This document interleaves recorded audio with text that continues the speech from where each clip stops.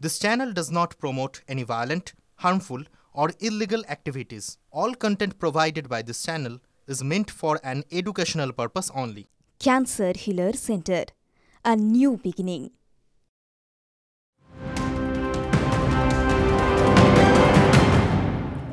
পরের খবরে নজর রাখবো দত্তপুকুরের খবর, কারণ সেখানে কাটা মুন্ডু কাণ্ডে এবার ধৃত মৃতের বান্ধবী সোফিয়া। তার ফোন ফরেনসিকে পাঠালো পুলিশ। সোফিয়ার ফোন এবার ফরেনসিকে পাঠানো হলো।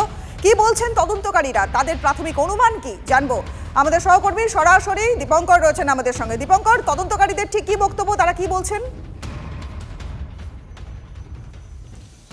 দেখো, সুফিয়া খাতুনকে বারবার জিজ্ঞাসাবাদ করার পরেও সে সত্যি কথা বলছে না এবং তার ফোনের সমস্ত ডেটা ডিলিট করেছে এমনটা পুলিশ মনে করছে। সেই কারণেই তার ফোন ফরেনসিক অ্যানালিসিসে পাঠানো হলো, যাতে সে কার সঙ্গে কতক্ষণ কথা বলেছে, কোন টাওয়ারে কোন লোকেশনে কতক্ষণ ছিল, ঘটনার পর থেকে 2 তারিখের পর থেকে সুফিয়ার গ্রেপ্তার হওয়া পর্যন্ত সমস্ত খুঁটিনাটি জানবার জন্যই কিন্তু এই সুফিয়ার ফোন ফরেনসিক অ্যানালিসিসে করা হয়েছে।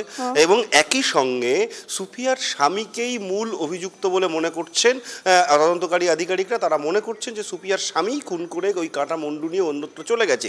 তাকে বাড়ি থেকে স্টেশনে, বামুনগাছি স্টেশন পর্যন্ত হন্তদন্ত হয়ে আসতে দেখা গেছে, এমন নিদর্শন পেয়েছেন পুলিশ, এমন তথ্য পেয়েছেন। এবং একই সঙ্গে কলকাতা স্টেশনে বসে থাকতে, অর্থাৎ ট্রেনের জন্য বসে থাকতে, দূরপাল্লার কোনো ট্রেনের জন্য অপেক্ষা করছেন, এরকম সিসিটিভির ফুটেজও পুলিশের কাছে রয়েছে।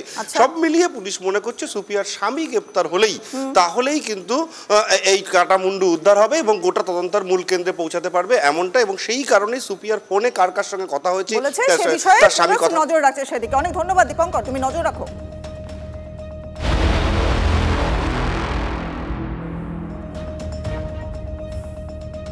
রাতে শহর ফের ভয়াবহ অগ্নিকাণ্ডের ছবি।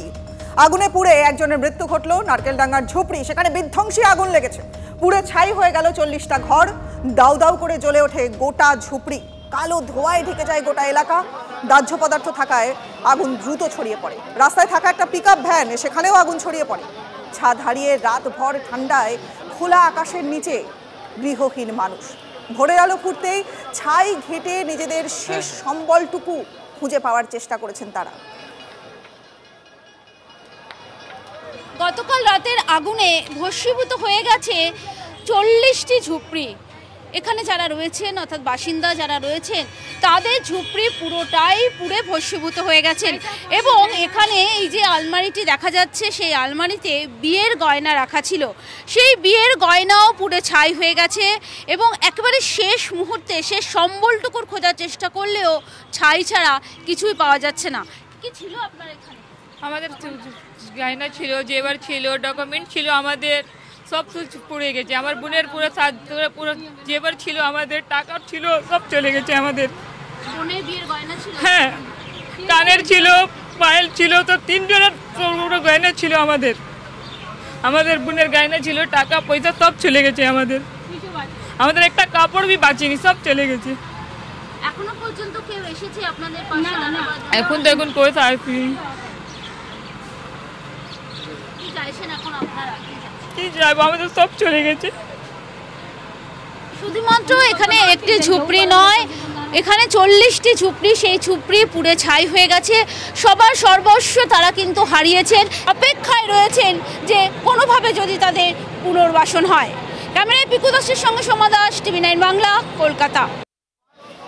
রাতে শহরে ফের ভয়াবহ অগ্নিকাণ্ডের ছবি। নারকেলডাঙ্গা ঝুপড়ি, সেখানে বিধ্বংসী আগুন লাগলো। সেখানকার বাসিন্দারা কান্নায় ফেটে পড়েছেন, তাদের হাহাকার। সেই ছবি পুরো ছাই হয়ে গেছে প্রায় 40টা ঘর। এই 40টা ঘরের বাসিন্দারা তারা কোথায় যাবেন, কি করবেন? দাউ দাউ করে জ্বলে উঠছে ঝুপড়ি, সেই ছবি। কালো ধোঁয়ায় গোটা এলাকা ঢেকে যায়। আজ সকাল পর্যন্ত পকেট ফায়ারগুলো কিন্তু জ্বলছিল। দাহ্য পদার্থ থাকার জন্যই আগুন দ্রুত ছড়িয়ে পড়েছিল।